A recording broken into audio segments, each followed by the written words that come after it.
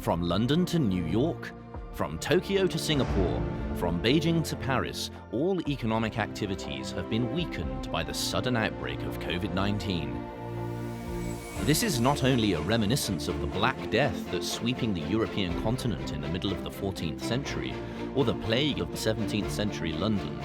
It is feared that, like dominoes, COVID-19 will not only slow down the pace of the global economic recovery, but also destroy globalization.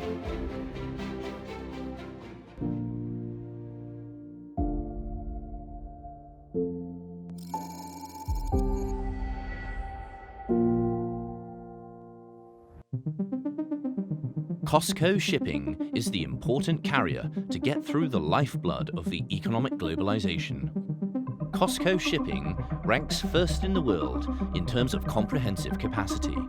How does such an industry giant, which is closely related to the global economic trends, perform in the globe when the COVID-19 is spreading?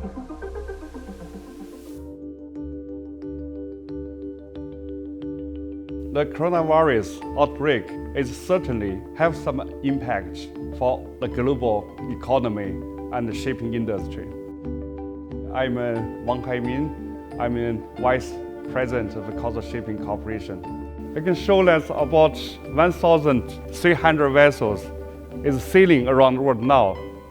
We worked 7 days, 24 hours, even under the severe situation, to guarantee these supplies on-time delivery.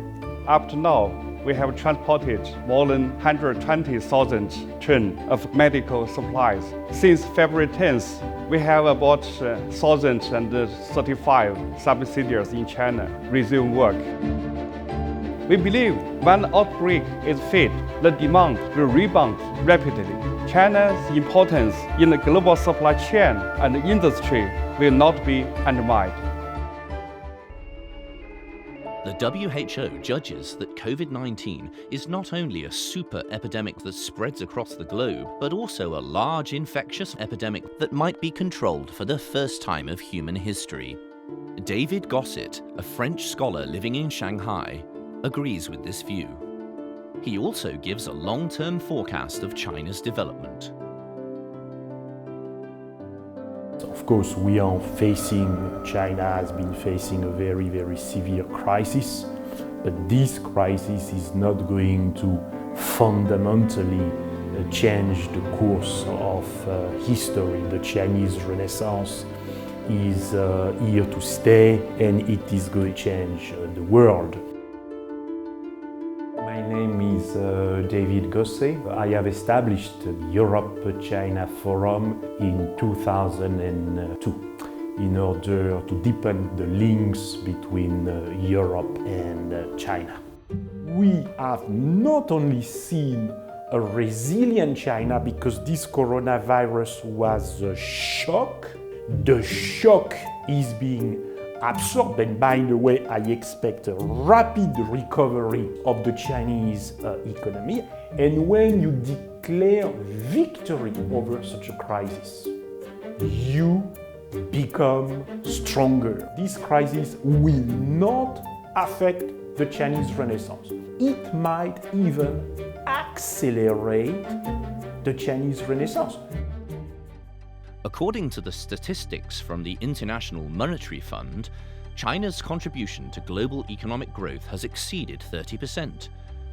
Professor Ian Goldin is one of the most authoritative scholars on globalization.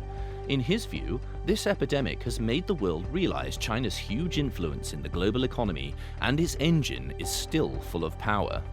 Very different to SARS in 2003, when China was only 3% of the world economy. Today, it's more like 18% of the world economy. I'm Ian Goldin. I'm the Professor of Globalization and Development at the Oxford Martin School in Oxford. Risks like we saw in the financial crisis, the super spreading or the financial crisis, cyber attacks and viruses, and we see the super spreading of pandemics. This is a necessary underbelly of globalization, what I call in my book the butterfly defect of globalization. Globalization has been a force for immense progress in the world, including in China. It is the reason why China has grown so quickly over the last 30, 40 years, because it has opened up to the world and become part of the global economic system. What we're seeing now with the coronavirus is a shock to China and to the world.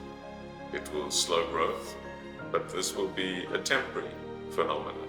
I think we will see recovery, and in fact there might be even some higher level of growth as we catch up with what has not been done during the period where there's been quarantine and disruption to supply chains.